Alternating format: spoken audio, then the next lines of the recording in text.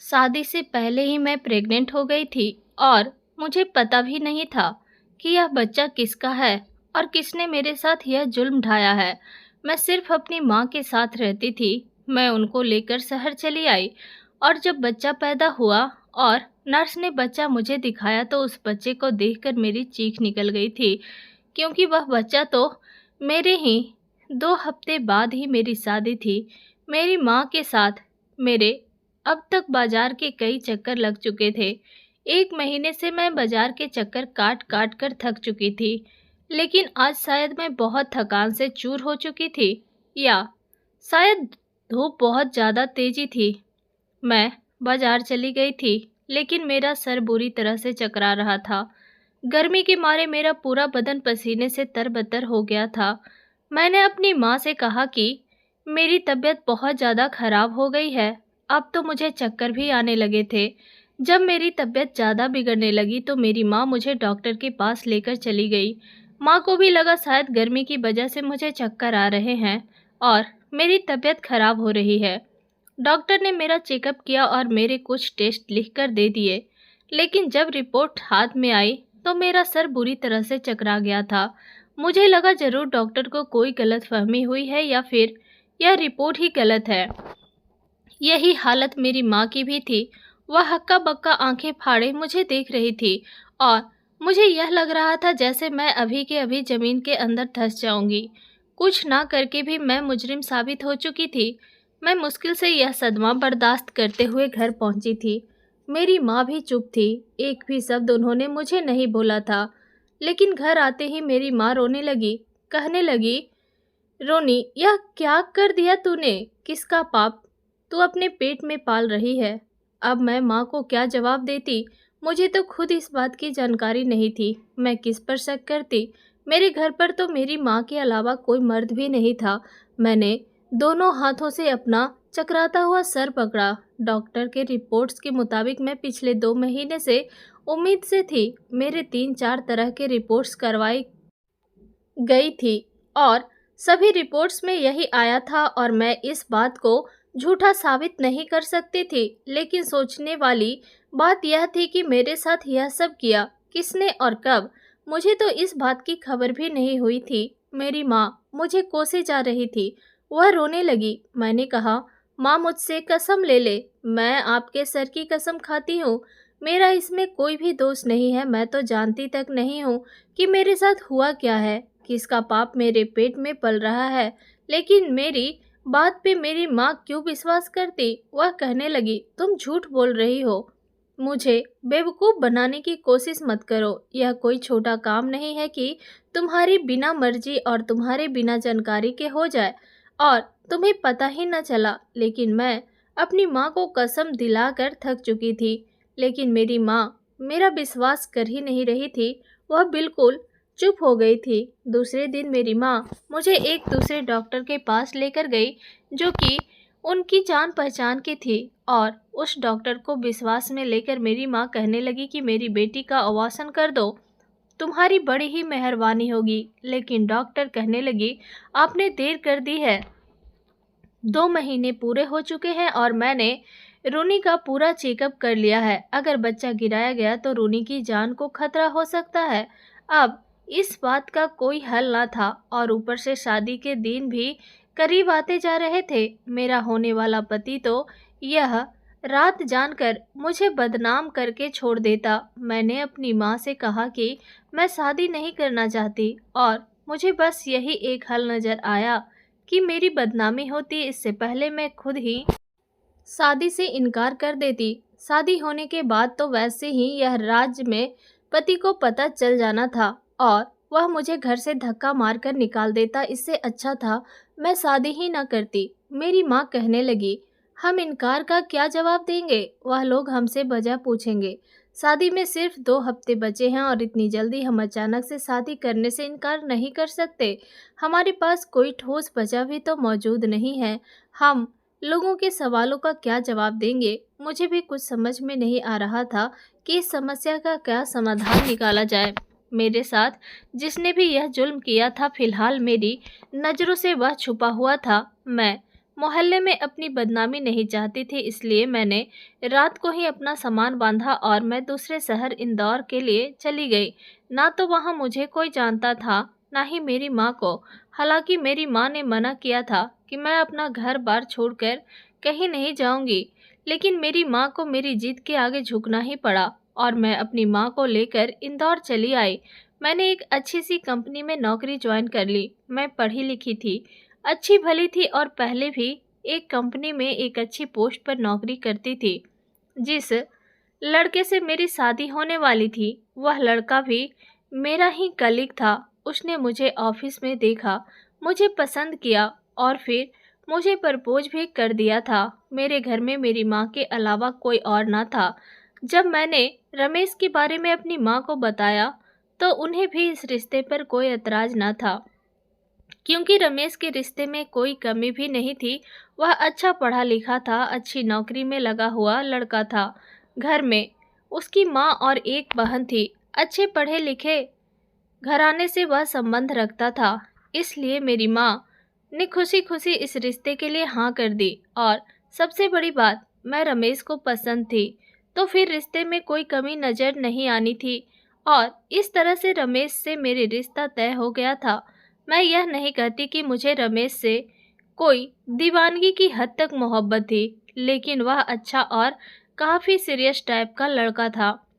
काफ़ी शरीफ इंसान भी था, क्योंकि उसने मुझसे मोहब्बत के दावे करने के बजाय सीधा सीधा मुझे प्रपोज किया और दूसरे दिन उसने अपना रिश्ता मेरी माँ के पास भेज दिया। सब कुछ ठीक ठाक चल रहा था, लेकिन अब यह सोचकर मैं पागल होने लगी थी कि ऐसा भी मेरे साथ क्या हुआ। किसने मेरे साथ यह जुल्म किया था, किसने मेरे साथ यह पाप कर दिया और मुझे खबर तक ना हुई।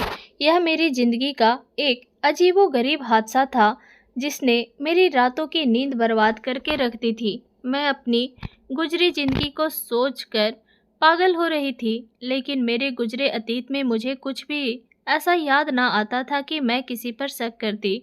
मैं और मेरी माँ रात के समय घर से निकले थे, इसलिए दूसरे दिन ही मेरे फ़ोन पर रमेश के नंबर से कॉल आई थी।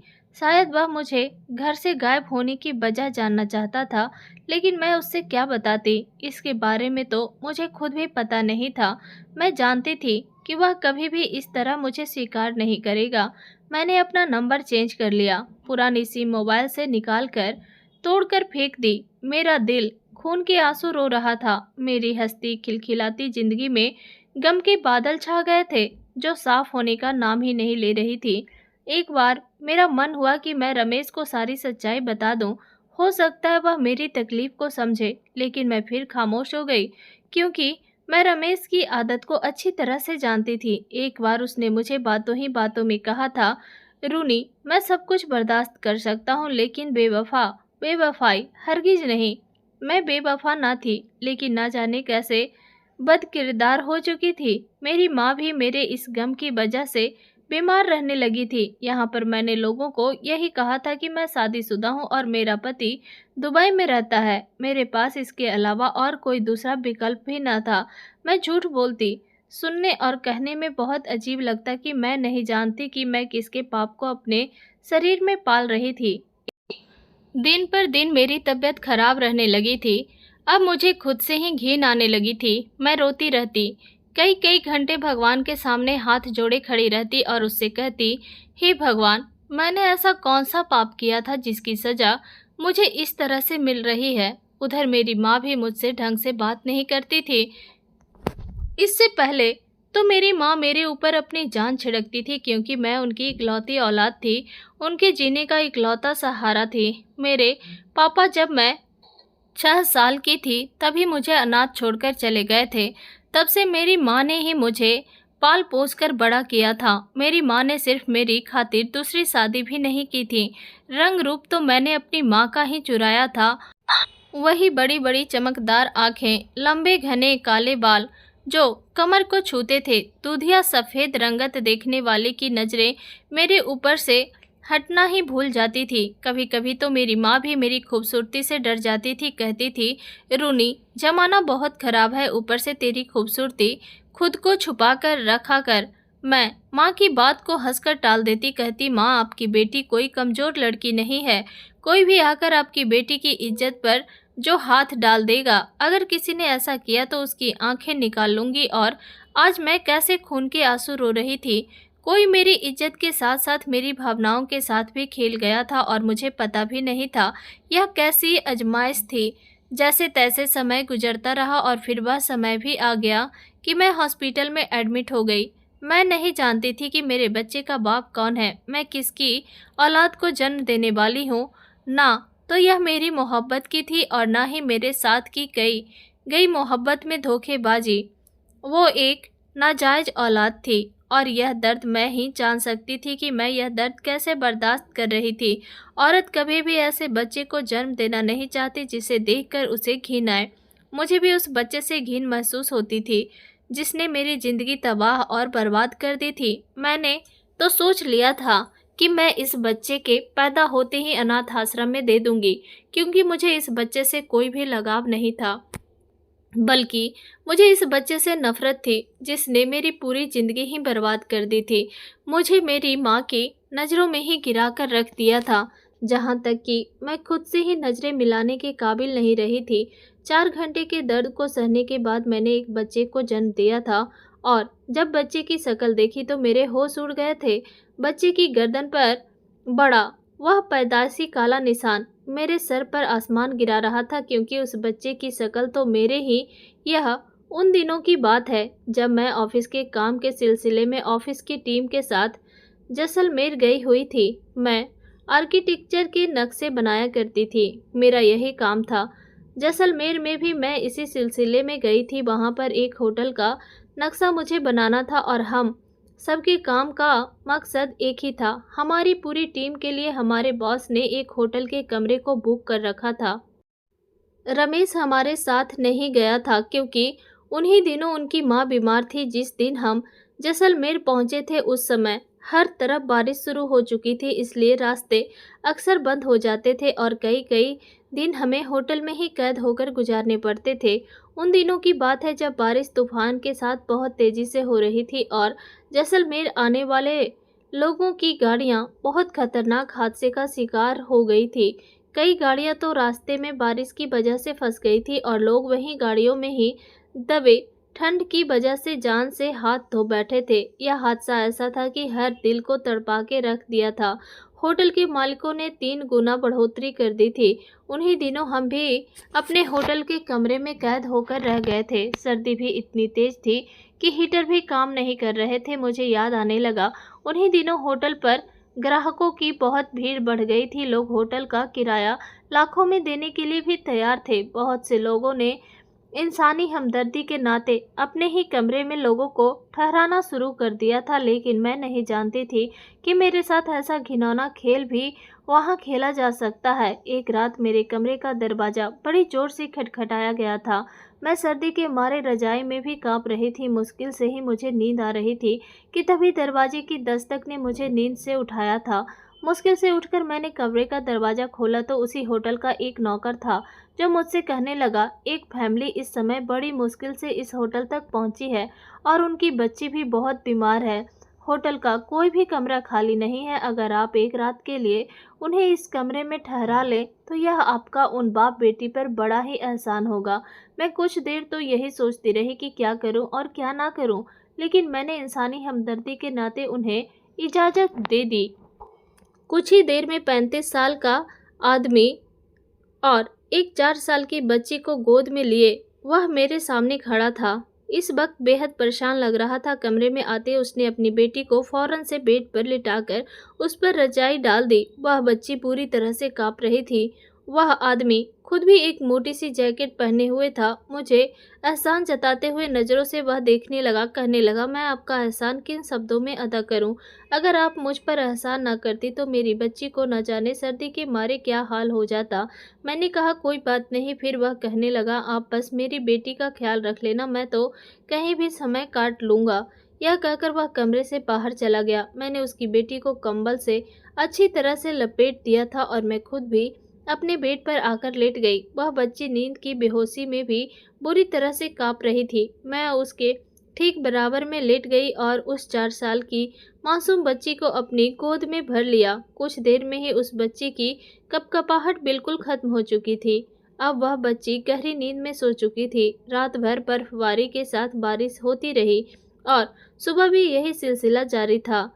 सर्दी की तेजी इतनी ज़्यादा बढ़ चुकी थी कि नालों में पानी भी जमने लगा था। वह बच्ची जब जागी तो मुझे अपने पास देकर कुछ घबरा गई थी। वह मुझसे कहने लगी, मुझे अपने पापा के पास जाना है, लेकिन मैं यह नहीं जानती थी कि उसका बाप इस समय कहाँ था। मेरे पास तो उस आदमी का नंबर तक ना था। मैंने उसे बहुत समझाया कि आपके पापा अभी थोड़ी देर में आ जाएंगे, लेकिन वह रोने लगी। मैंने कमरे से बाहर निकलकर दाएं बाएं देखा कि शायद मुझे उसके बाप कहीं नजर आ जाए, लेकिन स्टाफ हॉल बिल्कुल ही खाली पड़ी थी। मैंने बड़ी मुश्किल से उस बच्ची को चुप कराया था, फिर एक नौकर से कहकर नाश्ता मंगवाया, लेकिन उसका बाप वापस नहीं आया था। सुबह से दोपहर हो चुकी थी, लेकिन उस बच्ची के बाप का कुछ पता भी न था। मैंने उस होटल के मैनेजर से बात की तो वह मैनेजर कहने लगा कि रात भर तो वह इसी होटल की लॉबी में रखे सोफे पर ही सो रहा था, लेकिन सुबह कहाँ गया हमें भी इस बात की जानकारी नहीं है। अब मैं परेशान हो गई थी कि इस बच्ची को कैसे संभालूं। यह तो अपने पापा की रट लगाए बैठी रो रही है, अब क्या करूं, क्योंकि वह लगातार रोई जा रही थी। मुश्किल से ही मैंने उसे दोपहर का खाना खिलाया, फिर उसको उसकी फैमिली के बारे में पूछने लगी तो वह कहने लगी कि मेरी मम्मी नहीं है, मुझे छोड़कर वह भगवान के पास जा चुकी है और मैं अपने पापा के साथ ही महाराष्ट्र के एक शहर में रहती हूँ और मैंने ही अपने पापा से जैसलमेर आने की जिद की थी। मेरे पापा मुझसे बहुत मोहब्बत करते हैं और वह मेरी कोई भी बात नहीं टालते, इसलिए मेरी जिद को देखते हुए पापा मुझे जैसलमेर लेकर आए थे, लेकिन रास्ते में बारिश के तूफान में हमारी गाड़ी फंस गई। मुश्किल से ही पापा मुझे गोद में लिए पैदल ही चल पड़े थे और सर्दी के मारे मैं बेहोश हो गई थी और जब मुझे होश आया तो मैं यहाँ आपके पास थी। मैंने होटल के स्टाफ से कई बार लड़की के बाप के बारे में पूछा था, लेकिन वह कुछ भी नहीं जानते थे। शाम के समय वह आदमी वापस लौटा था और इधर गुस्से और परेशानी से मेरा बुरा हाल था। वह अपने पापा को देखकर बच्ची खुशी के मारे चहक उठी थी और अपने पापा के साथ लग गई और रोने भी लगी। मैं उस आदमी पर बुरी तरह से बरस पड़ी। मैंने कहा, आपके अंदर जरा से भी जिम्मेदारी नाम की कोई चीज नहीं है। आपकी बच्ची पूरे दिन से रो रो कर बेहाल हो चुकी है और आप हैं कि होटल से भी गायब थे। मेरी बात सुनकर वह शर्मिंदा हो गया और उसने अपनी नजरें झुका ली। वह कहने लगा, मैं माफ़ी चाहता हूँ, लेकिन सुबह होते ही मुझे मालूम हुआ कि रात की बर्फबारी और बारिश के तूफान से बहुत सी गाड़ियाँ बर्फ के नीचे ढक चुकी थी और रेस्क्यू टीम की तरफ से लोगों को मदद के लिए भेजा जा रहा था, इसलिए मैं भी वहां चला गया। बहुत से लोग अपनी जान से हाथ धो बैठे हैं, लेकिन बहुत से लोगों की जान हमारी मदद से बच गई है। बस मुझे वहां पर इतना टाइम लग गया। यह सुनकर मेरा गुस्सा जाता रहा था। वह आदमी एक अच्छे काम पर ही गया था, लोगों की जान बचाने का काम कर रहा था। मैं उस पर इतना गुस्सा कर बैठी। वह मुझसे कहने लगा, आज रात भी ऐसे ही तूफान की भविष्यवाणी की गई है, कल शाम तक शायद कोई हल निकाल लाए। जैसे ही रास्ते साफ होते हैं मैं फौरन से वापस चला जाऊंगा। आपने मेरी वजह से बहुत तकलीफ उठाई है। वह सफाई देने लगा। फिर मैंने कहा, चलो कोई बात नहीं, आपने जो भी किया लोगों की जान बचाने के लिए किया और ऐसे मुश्किल समय में ही एक दूसरे का साथ नहीं देंगे हम तो फिर क्या फ़ायदा ऐसे इंसानियत का। मेरी बात पर वह काफ़ी रिलैक्स हो गया था। रात तक मेरे ही कमरे में रहा, मुझे मेरे बारे में पूछता रहा और अपने बारे में भी बताता रहा। रात भी तो किसी तरह से गुजारना था। वह कहने लगा, मेरी लव मैरिज हुई थी और मेरी बेटी की पैदाइश के बाद ही मेरी पत्नी बीमार रहने लगी थी। मेरी बेटी अभी सिर्फ 2 साल की थी कि जब मेरी पत्नी मुझे और मेरी बच्ची को इस दुनिया में अकेला छोड़कर चली गई, लेकिन उसके बाद मैं किसी और को अपनी ज़िंदगी में शामिल ना कर सका, क्योंकि मुझे यह डर था कि दूसरी औरत मेरी बेटी के साथ सौतेला व्यवहार करेगी। शाम होते ही वह आदमी फिर से कमरे से बाहर चला गया था। उधर फ़ोन के सिग्नल भी बंद जा रहे थे। मैंने अपने फ़ोन को एक नज़र देखा तो कुछ मैसेजेज आए हुए थे। उधर रमेश मेरी खैर खबर पूछ रहा था और मेरी वजह से परेशान था, क्योंकि जैसलमेर के हालत के बारे में उसे भी पता चल चुका था। मेरी माँ भी बेहद परेशान थी, लेकिन फ़ोन के सिग्नल बहुत कम आ रहे थे। हम एक दूसरे से बहुत कम बात कर पा रहे थे। मुझे सबसे ज़्यादा चिंता अपनी माँ की थी, जो मेरी वजह से बहुत परेशान थी।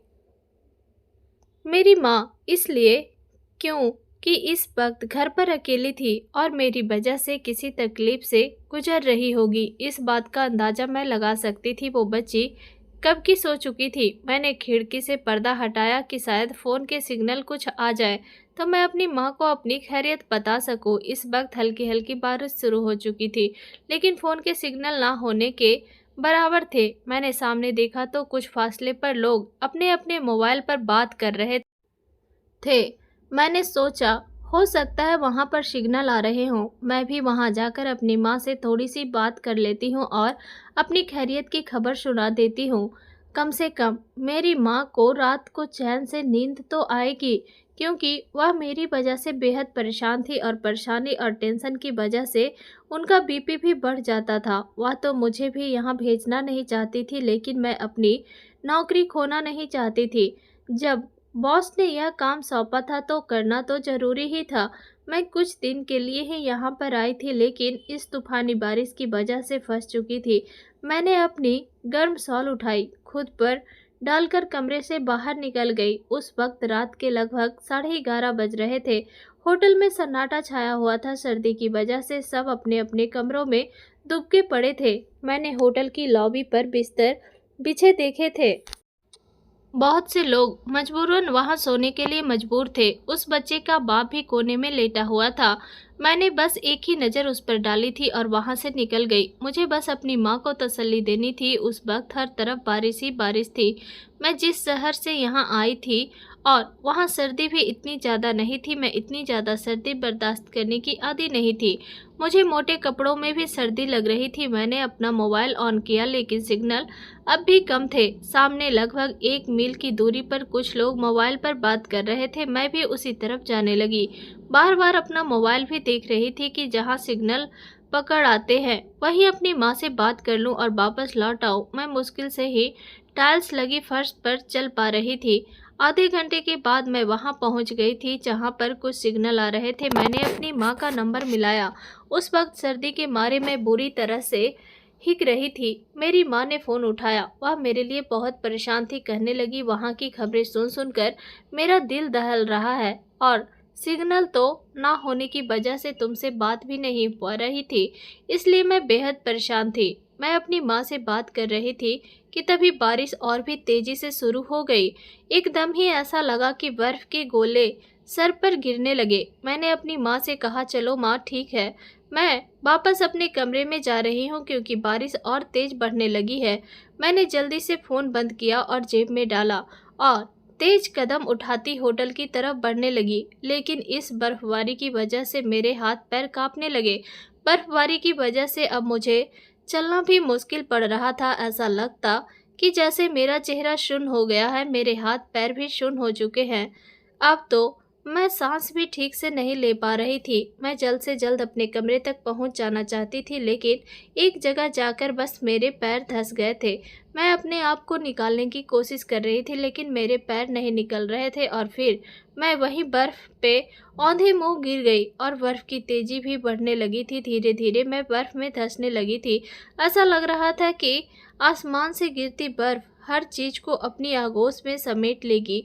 सर्दी के बारे में अब तो मेरे हाथ पैर ने काम करना ही बंद कर दिया था। मैं खुद को उस बर्फ से निकालने की कोशिश कर रही थी, लेकिन ऐसा लग रहा था जैसे मेरे हाथ पैरों में जान ही ना हो। अब मुझसे सर्दी बर्दाश्त नहीं हो रही थी। मैं उठने की कोशिश कर रही थी, लेकिन नाकाम थी। मुझे लगा अब मैं अपनी ज़िंदगी से हाथ धो बैठूंगी। जितने भी लोग आसपास खड़े थे और फ़ोन पर बात कर रहे थे, बारिश तेज होते ही सबने अपने अपने ठिकानों पर जाना शुरू कर दिया था। अब आसपास कोई भी दिखाई नहीं दे रहा था। सिर्फ मैं ही वहाँ पर अकेली बर्फ के साथ बारिश में फंसी हुई थी। मुझे लगा मेरी ज़िंदगी बस इतनी ही है। मैंने अपनी आंखें बंद कर ली। मेरी सांसें मुझे डूबती हुई महसूस हो रही थी।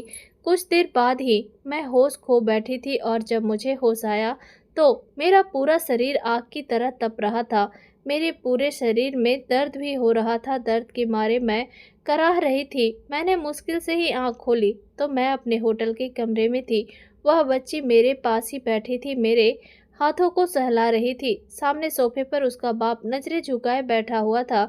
मुझे तो लगा था कि मैं मर चुकी होंगी। मुझे किसने बचाया था और मैं यहाँ कैसे पहुँची? मैंने उठने की कोशिश की तो वह बच्ची अपने पापा को पुकारने लगी, कहने लगी, पापा। आंटी को होश आ गया। वह आदमी यह सुनकर एकदम से चौंका था, शायद किसी गहरी सोच में डूबा हुआ था। फिर उठकर मेरे पास आया, मुझसे मेरी तबीयत के बारे में हाल चाल पूछने लगा। कहने लगा कि मैं आपको बाहर जाते हुए देख रहा था, मुझे लगा शायद आपको कोई काम होगा इसलिए आप बाहर जा रही हैं, लेकिन काफ़ी देर हो गई थी और जब आप वापस नहीं आई तो मुझे चिंता होने लगी थी। साथ ही साथ बर्फबारी भी हो रही थी और बारिश भी बढ़ने लगी थी, इसलिए मैं आपको ढूंढने के लिए बाहर निकल खड़ा हुआ और थोड़ी दूर जाने पे आप मुझे बर्फ में बेहोश नजर आई थी। मैं आपको उठाकर कमरे में ले आया। उसके बाद वह खामोश हो गया।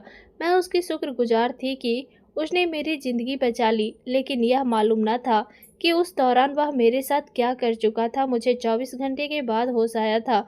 मैं हॉस्पिटल में बैठी उस बच्चे को देख रही थी। उस बच्चे के नए नक्श बिल्कुल उस बच्ची और उस बच्ची के बाप के जैसे थे, और सबसे बड़ी निशानी उस बच्चे की गर्दन पे वह बड़ा सा काला निशाना जो कि बच्चे की गर्दन पर भी था और उसके बाप की गर्दन पे भी था। यह उसी का बेटा था। उस रात उसी ने मेरे साथ यह पाप किया था जब मैं बेहोश हुई थी, लेकिन मैं बेखबर थी। अगले ही दिन शाम तक रास्तों को काफ़ी हद तक खोल दिया गया था। वह आदमी मुझसे नज़र नहीं मिला पा रहा था क्योंकि वह मेरे साथ ज्यादती कर चुका था। बार बार यही कह रहा था कि मेरी गलती को माफ़ कर देना। मैं मजबूर था। मैं उसकी बात को उस समय समझ नहीं पा रही थी। मुझे लगा शायद वह मेरी जान बचाने के लिए मुझे बर्फ से उठाकर कमरे तक लाया था, इसलिए इस तरह से बात कर रहा था। वह अपनी बेटी को लेकर वापस जा चुका था।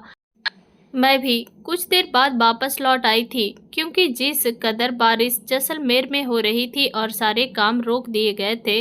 रमेश ने भी शादी की जल्दी मचा दी थी। 2 महीने कैसे गुजरे थे मैं समझ नहीं पाई थी। अब इस बच्चे को देखकर मुझे सब कुछ याद आ गया था। मैं इस बच्चे को देखकर फूट फूट कर रोने लगी। कैसा जालिम आदमी था। मैंने उसे पनाह दी, उसकी बच्ची को संभाला और फिर मेरी बेहोशी का नाजायज फ़ायदा उठाया था उसने। इससे तो अच्छा था कि वह मुझे मर जाने देता, क्योंकि जो जिंदगी मुझे दी थी मेरे लिए मौत से भी बुरी थी। घर वापस आकर मैंने अपनी माँ को सारी हकीकत बता दी। मैं नहीं जानती थी कि वह आदमी कौन था, कहाँ रहता था, यहाँ तक कि मुझे तो उसका नाम भी पता नहीं था कि जिसके बच्चे की मैं माँ बन चुकी थी। मैंने अपनी ज़िंदगी से समझौता कर लिया था। अभी मेरा बच्चा कुछ ही महीनों का था कि मैंने उसे अपनी माँ के हवाले कर दिया और खुद जॉब करने लगी। मैं उस बच्चे को अनाथ आश्रम में नहीं डाल सकी। कुछ भी कहो, 9 महीने तक मैंने उसे अपने पेट में पाला था और मौत को छूकर उस बच्चे को जन्म दिया था। वह मेरी भी खून था। मैं उसे खुद से जुदा नहीं कर सकती थी, इसलिए मैंने उसे अपना लिया। लेकिन घर भी चलाना ज़रूरी था, इसलिए उसे अपनी माँ के हवाले कर दिया और खुद जॉब करने लगी। पता नहीं था कि किस्मत एक बार फिर मुझे उस आदमी के सामने लाकर खड़ा कर देगी। एक बार जब घर आई तो सामने उसी आदमी को अपनी माँ के साथ बैठे देखा तो मैं दंग रह गई। उसकी बेटी भी उसके साथ में ही थी। उसकी खुद की हालत भी बिखरी हुई सी थी। उसकी सिप भी काफ़ी बड़ी हुई थी। मुझे देखकर वह खड़ा हो गया। वह आदमी किसी मुजरिम की तरह नज़रें झुकाए हुए था। मैंने उसे देखा। इससे पहले कि कुछ कहती उसकी बेटी मेरे पास आकर मुझसे लिपट गई। कहने लगी, आंटी, मैंने आपको बहुत मिस किया था। मैंने और पापा ने आपको बहुत ढूंढा, लेकिन आप ना जाने कहाँ खो गई थी। मैंने उस बच्ची को कोई जवाब नहीं दिया। मेरी माँ मेरे पास आई, कहने लगी, इस आदमी को अपनी गलती का एहसास हो गया है। कब से यह हमारी तलाश में भटक रहा था और अब जाकर हमें तलाश कर पाया है। तुमसे माफ़ी भी मांगना चाहता है और तुमसे शादी भी करना चाहता है। मैंने यह सुनकर एक नफरत भरी नज़र उस पर डाली थी। वो नज़रें झुकाए किसी मुजरिम की तरह मेरे सामने खड़ा हुआ था। मैंने कहा, मैंने तुम्हारा क्या बिगाड़ा था जो तुमने मेरी ज़िंदगी बर्बाद कर दी और तुम्हें अब एहसास हुआ है अपनी गलती का। मुझे तुमसे कोई संबंध नहीं रखना। उठाओ अपना बच्चा और निकल जाओ मेरे घर से। यह कहकर मैं नम आँखों से अपनी कमरे में चली गई। मेरे अंदर की सारी बर्दाश्त दम तोड़ चुकी थी। मैं फूट फूट कर रोने लगी। रमेश मुझे बेवफा समझ रहा होगा, जिसे मैंने उस इंसान की वजह से शादी से कुछ दिन पहले ही बिना बताए घर छोड़ दिया था। उसकी नज़रों में मैं बेवफा बन चुकी थी। वह आदमी मेरे कमरे में आ गया, मुझसे कहने लगा, रूनी, एक बार मेरी बात सुन लो। अगर आपको यह लगे कि मैं गलत हूँ तो बेशक जो चाहे मुझे सजा देना, मैं उफ तक नहीं करूँगा। आंखें उसकी भी नम थी। मेरे सामने आकर वह बैठ गया। मैंने अपने आंसू साफ किए। उसके सामने मैं कमज़ोर पड़ना नहीं चाहती थी। वह कहने लगा, जिस रात मैं तुम्हें बेहोशी की हालत में कमरे में लाया था, तुम्हारा शरीर ठंड की वजह से एकदम नीला पड़ चुका था। तुम्हारी जिंदगी बचाने का मेरे पास एक ही रास्ता था, वरना तुम अपनी जान से हाथ धो बैठती और मैं तुम्हें अपनी आंखों के सामने यूं मरता हुआ नहीं देख सकता था, क्योंकि तुमने मेरे ऊपर बहुत बड़ा एहसान किया था मेरी बच्ची की जिंदगी बचाकर, और मैं अपनी बच्ची की जिंदगी बचाने वाले को अपनी आंखों के सामने मरता हुआ नहीं देख सकता था। मैं हर हाल में तुम्हें बचाना चाहता था। अगर मेरे पास तुम्हारी जान बचाने का कोई दूसरा विकल्प होता तो मैं यह गुनाह कभी ना करता। पहले मैंने तुम्हारे शरीर को गर्मी देने की हर मुमकिन कोशिश की थी। तुम्हारे हाथों को सहलाया, तुम्हारे पैरों के तलवों को सहलाया, लेकिन तुम्हारे शरीर में गर्मी पैदा नहीं हो रही थी और मेरे पास लास्ट ऑप्शन अपने शरीर की गर्मी देना ही बचा था। मेरा विश्वास करो रोनी, जब मैं तुमसे कपड़े अलग किए थे उस समय मैंने अपनी आंखें बंद कर ली थी। मेरे मन में कोई भी गलत विचार नहीं थे। मैं बस तुम्हें अपने शरीर की गर्मी देकर तुम्हारी जान बचाना चाहता था, लेकिन पता नहीं वह कौन से कमजोर पल थे कि तुम्हें अपने शरीर की गर्मी देते मैं बहक गया था और वह सब कुछ हो गया जो नहीं होना चाहिए था। सुबह मुझे इस बात की बहुत शर्मिंदगी थी और मैं हिम्मत करने के बावजूद भी तुमसे कुछ कह नहीं पाया। तुम्हें बिना बताए वहां से चला गया, लेकिन इस जुर्म के एहसास ने मुझे चैन लेने ही नहीं दिया। मैंने तुम्हें बाद में बहुत ढूंढा, होटल से तुम्हारे ऑफिस का पता भी निकलवाया और तुम्हारे ऑफिस से तुम्हारे घर का एड्रेस निकलवाया। मैं तुम्हारे घर भी गया था तो मालूम हुआ कि तुम्हारी शादी होने वाली है। मैं सोचा तुम शादी करके अपनी ज़िंदगी में खुश रहोगी। मैं तुम्हें यह सच्चाई बताकर डिस्टर्ब नहीं करना चाहता था, इसलिए वापस चला गया। लेकिन कुछ दिन पहले ही मैंने तुम्हें अपने दोस्त के साथ देखा था। मालूम हुआ कि तुम्हारा बेटा भी है और तुम्हारा पति विदेश में रहता है। यह सोचकर मैं दिल को सुकून हुआ था कि तुम अपनी ज़िंदगी में खुश हो। तुम्हारा प्यारा सा बेटा है और तुम्हारा पति भी है, लेकिन फिर भी मैं अपने किए माफ़ी मांगना चाहता था, इसलिए यहाँ पर आ गया। तुम्हारी माँ से सच जानकर मुझे बहुत दुख हुआ कि मेरी वजह से तुम्हें इतनी तकलीफ़ उठानी पड़ी। मुझे माफ़ कर दो और मुझसे शादी कर लो। मैं बाकी की सारी ज़िंदगी अपने जुर्म की भरपाई करता रहूँगा, लेकिन मुझे जुर्म के हिसाब से छुटकारा दिला दो। रूनी, जो मजबूरी में मुझे करना पड़ा था मैं वह कर चुका था। वह बहुत रो रहा था, हाथ जोड़कर मेरे सामने हिचकियाँ से रो रहा था और मैं हाँ ना करती तो फिर क्या करती। उसके जुड़े हुए हाथ मैंने पकड़ लिए और फिर उसे माफ़ कर दिया। बहुत ही सादगी से हमारी शादी हो गई। मैं उसकी दुल्हन बनकर उसके घर चली गई। शादी के बाद उसने मुझे इतनी मोहब्बत दी कि मैं अपने सारे गम और तकलीफ़ भूल गई थी। मेरा एक प्यारा सा परिवार है जिसमें प्यारा सा बेटा, एक बेटी है और चाहने वाला पति है। अब मुझे और क्या चाहिए। खैर, शादी के बाद जब मैं पहली बार उसके साथ उसके घर पहुंची तो मन में बहुत सारी उलझनें थी, डर भी था, संकोच भी था। लेकिन जैसे ही उसने दरवाज़ा खोला और मुझे अंदर लेकर गया, उस घर में एक अलग ही गर्माहट थी। एक अजनबी जगह होते हुए भी मुझे डर नहीं लगा, शायद इसलिए कि इस बार मेरे साथ वह इंसान था जिसने अपनी गलती मानी और मुझे सम्मान दिया। उसकी बेटी, जो अब मेरी भी बेटी बन चुकी थी, मेरे गले लगकर बोली, मम्मा, क्या हम अब हमेशा साथ रहेंगे?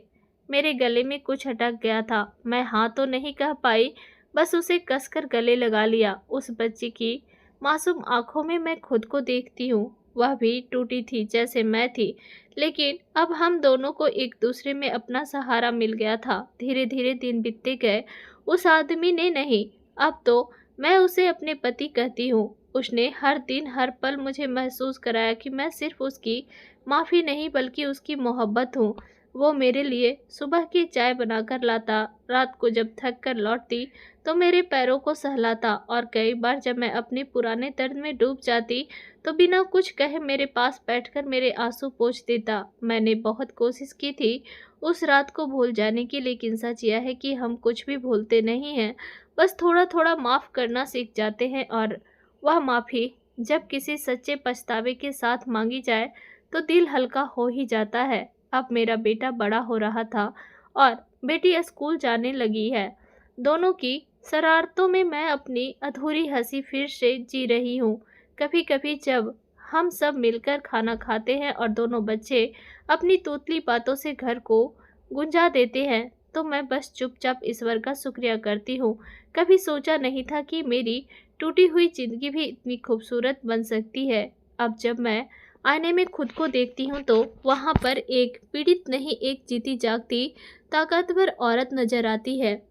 मैं रोनी हूँ जिसने ना सिर्फ माफ़ किया बल्कि मोहब्बत को एक और मौका दिया। और आज भी जब मेरी बेटी मुझे मम्मा कहकर बुलाती है तो मेरी रूह तक मुस्कुरा उठती है। अगर आप हमारे चैनल पर नए हैं तो सब्सक्राइब जरूर करें और नोटिफिकेशन बेल दबाएं ताकि अगली अपडेट आपको सबसे पहले मिले। धन्यवाद।